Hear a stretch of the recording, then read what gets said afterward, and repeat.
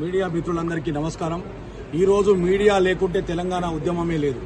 ఈరోజు తెలంగాణ ఉద్యమాన్ని ప్రపంచానికి చాటి చెప్పిన బాధ్యత, ప్రపంచానికి చాటి చెప్పింది మొట్టమొదటగా మా మీడియా మిత్రులు. ఈ మీడియా మిత్రులకు సందర్భంగా మా లోపల బాధన ఏంటంటే, తెలంగాణ జెండా పుట్టినప్పటి నుండి మేము జెండాను మోస్తా ఉన్నాము. ఈ రోజు ఈ ఉమ్మడి కార్యకర్తల సమావేశానికి ఒకసారి మనం ఓడిపోయి ఉన్నాము కూడా, ఆ దాన్ని కూడా అర్థం చేసుకోకుండా ఈరోజు ఒక్క ఉద్యమకారుని కూడా స్టేజ్ పైకి నిలవలేదు.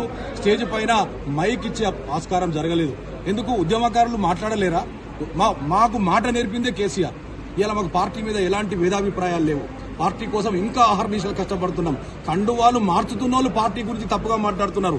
మేము ఏ రోజు కండువా మార్చలేదు. మేము ఒకటే కండువా మీద ఉన్నాం, అది ఉద్యమ కండువా. మాకు కేసీఆర్ ఇచ్చినటువంటి కండువా. ఈ కేసీఆర్ గురించి మేము మాట్లాడే ఆస్కారం మాకు స్టేజ్ పైన లేదా? స్టేజ్ పైన కూర్చోవడానికి ఉద్యమకారులు అర్హులు కారా? ఈరోజు ఒక ఉద్యమకారుడు ఏదో ఆవేశంలో మాట్లాడుతూ ఉంటే అతన్ని ఏదో మభ్యపెట్టే ఇంకా ప్రయత్నాలు జరుగుతున్నాయి తప్ప అతని బాధను కూడా ఎవరు పట్టించుకోవడం లేదు.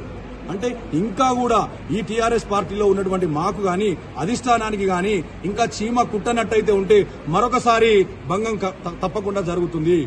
ఈరోజు బీజేపీని విమర్శించడం కాదు, కాంగ్రెస్ ని విమర్శించడం కాదు, ఒక ఆత్మవిమర్శ చేసుకోండి. మొదలు ఒక ఆత్మవిమర్శ చేసుకుంటే మనము టీఆర్ఎస్ పార్టీలో పాల్గొన్న వాళ్లకు మనము సముచిత న్యాయం ఇస్తున్నామా? ఉద్యమ జెండా మోసిన వాళ్ళని మనం ఏమన్నా కేర్ చేస్తున్నామా? వాళ్ళతో ఎప్పుడైనా మనం మాట్లాడినామా? వాళ్ళకి ఏమన్నా పదవులు ఇచ్చినామా? అంటే ఉద్యమకారుడు ఒక్కడు కూడా పదవి ఉన్నోళ్ళు ఇలా స్టేజ్ మీద లేరు. ఈ రోజు కాదు, ఏ రోజు లేరు. ఆ రోజు దేవిప్రసాద్ అన్యాయం జరిగింది. ఆ తర్వాత ఈ రోజు రాగిడి లక్ష్మారెడ్డికి ఏం తెలుసండి? మేము ఉద్యమకారులం ఎవరము?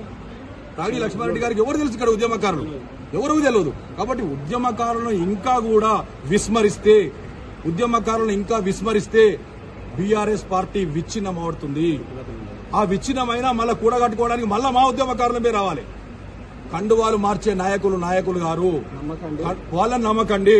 కండువాలు మార్చిన వాళ్ళు స్టేజ్ మీద కూర్చుని పెడుతున్నారు. మీరు ఉద్యమం చేసినోడు ఇంకా స్టేజ్ కిందనే ఉన్నాడు. నేను నా అనుభవం చెప్తున్నా, నాకు ఎప్పుడు ఇంత భంగం కలగలేదు. నాకు ఒక ఉద్యమకారునిగా నేను స్టేజ్ మీద మాట్లాడుతుంటే ఒక లీడర్ వచ్చిన తర్వాత ఒక స్టేజ్ ను మైక్ తీసుకొని మళ్ళీ ఇవ్వరా మైకు? మేము మాకు అర్హత లేదా? మేము మాట్లాడొద్దా? మాకు మాటలు రావా? మేము ఉద్యమంలో తిరగలేదా? మేము కోరుకుంటున్నది ఒకటే, మమ్మల్ని గౌరవించండి, మమ్మల్ని గుర్తించండి, మాకు పరాభవం చేయకండి. ఉద్యమకారులు